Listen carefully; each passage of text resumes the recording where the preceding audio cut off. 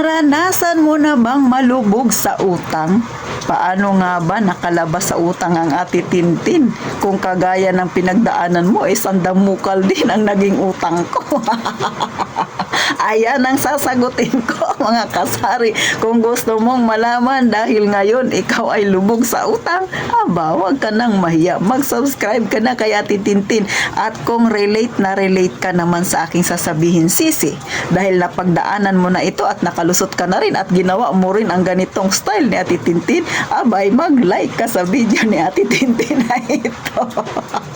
At syempre, salamat sa mga dating subscribers sa patuloy na panonood, pag-suporta kay Ate Tintin. Sa mga baguhang subscribers, sana kahit papano sa ganito kaikling way ko, mapasaya ko kayo dahil real talk lang naman ang aking sinasabi. At syempre pa, huwag naman ninyong iiwan si Ate Tintin, ha? Huwag kayong mag-unsubscribe sa akin. At syempre pa, ulit, tayo nang magchismisan. So gaya nga ng sabi ko, naranasan mo na bang malubog sa utang? Ano ang ginawa ni Ate Tintin nung ako ay nalubog? Mga kasari, marami na-experience ko yan na marami ako naging utang. So sumasakit na ang ulo ko kung paano ko bayaran ang mga utang. O 3 tao yung inutangan ko, 5,000, 10,000, 10,000. So sumatotal, may utang ako na 25,000 pesos. So wag nyo nang pagtaasan ng kilay si Ate Tintin kasi para sa akin, ang 25,000 pesos ay malaki na yan. Ay hindi man ako mangutang na sobrang laki, baka hindi na kayang mabayaran. Pero sa totoo lang, para sa akin malaki na yan at sumasakit ang ulo ko dyan kung paano ko siya bayaran. So, eto na ngayon. Yung una, utang ko na 5,000 sa isang tao, ang kanyang tubo ay 5%. Dito ay 10%, dito ay 10%. So, overall, may utang ako na 25,000 at 25% ang aking binabayaran buwan-buwan. O, di ba malaki yun, 25%. So, ang ginawa ni Ate Tintin, dahil tayo naman ay naging mabuting tao sa ating kapwa-tao, so may kaibigan akong nilapitan. So, hindi talaga ako, mga kaibigan, lumalapit sa tao na yun. Pero dahil wala na akong choice, siya na lang yung naisip ko na pwedeng lapitan. So, lumapit ako sa kanya. Kinapalan ko na yung aking pagmumukha, mga kaibigan. So, sabi ko dun sa kaibigan ko, Beshi, baka naman pwede mo akong tulungan. Ngayon lang ito.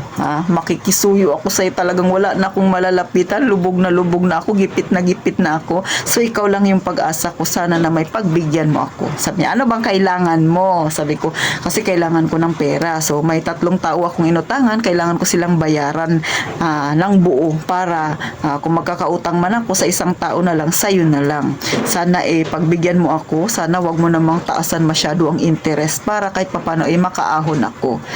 So, hindi ko na i-detalye sa inyo kung ano pa yung pinag-usapan namin, basta nakiusap ako sa madaling salita. So, sabi niya, sige, pahiramin kita ng pera, bayaran mo lahat ng utang mo, para sa akin ka na lang may utang, at 3% lang ang ipapatong ko sa'yo.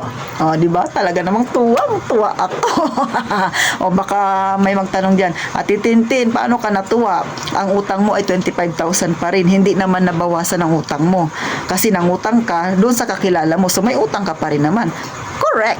Di ba? Pero yung interest, instead na 25% ang binabayaran ko buwan-buwan, abay naging 3% na lang. So 22% ang nawala sa akin, nababayaran ko buwan-buwan. Nawala yung pasanin na yan.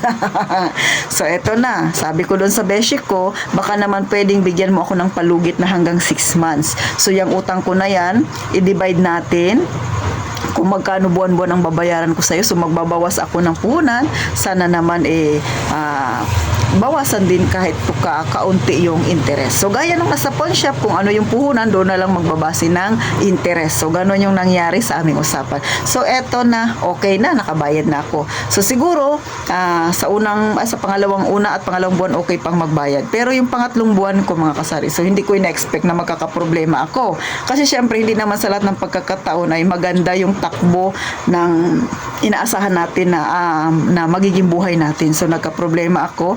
So, ang ginawa ko, para hindi ako masira doon sa kaibigan ko, syempre, inaasahan niya na magbabayad ako ng buwan na yon. Lumapit ako sa kanya. Sabi ko, sis, ngayon ay masisira ako. Pero sa susunod na buwan ay magbabayad ako. Nagka-problema talaga ako. So, kakapalan kong muli ang mukha ko. So, in-explain ko sa kanya lahat. Pero nangako ako na doon pa rin sa 6 months na pinag-usapan namin ay pipilitin kong matapos yun. Kasi Kasi yun yung usapan namin na tatapusin ko yung utang ko sa kanya. So sabi niya, okay lang yan sis. Sabi niya, alam ko naman na marunong kang magbayad. So depende pa rin yan sa usapan ninyo. So ako naman ay hindi naman napalyas sa kanya. Naging ayos naman yung usapan namin.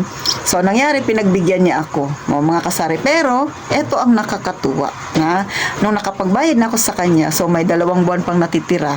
Ang sabi niya sa akin, para hindi ka mahirapan, ititigil ko na ang interest. Sige, ibalik mo na lang ang puhunan. O, di ba? Ay, naku, pasalamat talaga ako mga kasari sa beshi ko na yun.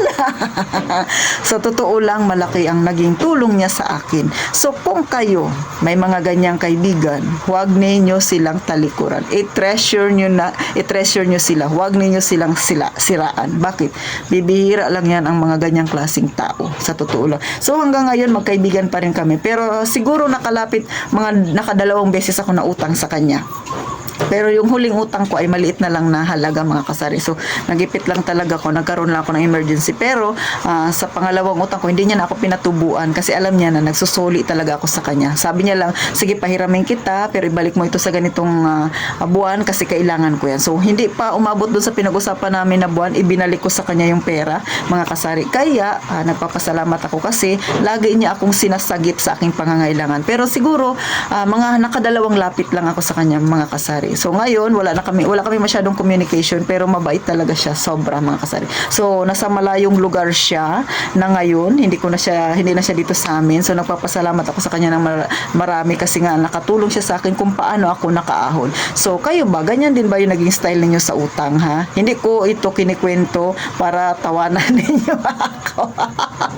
Kinikwento ko ito kasi alam ko yung iba dyan nararanasan yung ganito at hindi yan maiiwasan kasi yung buhay natin ay nasa masa. Sineshare ko lang sa inyo yung experience ko, baka sakaling makatulong ako, ganitong style din na pwede ninyong gawin. Lalo na kung kayo ay may mga kaibigan na sa tingin ninyo sa oras ng kagipitan ay maaasahan ninyo. So, mga kasari ha, paalala lang, kapag kayo ay nangungutang sa isang kaibigan, siguraduhin na kung ano yung pinag-usapan ay tuparin, ha. At kung hindi kayang tuparin, pumunta, makipag-usap, harapin ng maayos, mangako. Pero sa pangalawang pagkakataon, dapat tumupad ka na kung ano yung binitawan mong salita para hindi naman siya magdamdam din sa'yo at hindi siya madadala na pautangin ka. So, yun ang mahalaga, yung trust, ha, mga kasari. Huwag na huwag sisirain. So, eto, naikwento ko lang sa inyo kasi alam ko, tayo ay hindi naman mayaman. So, pagdadaanan talaga natin yan. Kahit naman may negosyo ka, wala, talaga namang uso ang utangan. Pero, mga kasari, tayong mga nangungutang, dapat marunong tayong magbayad para sa susunod na mga ilangan tayo, may tao na tutulong pa rin sa atin kapag nagipit tayo. So, hanggang dito na lang mga kasari. Sana kahit papano nakakuha kayo ng idea.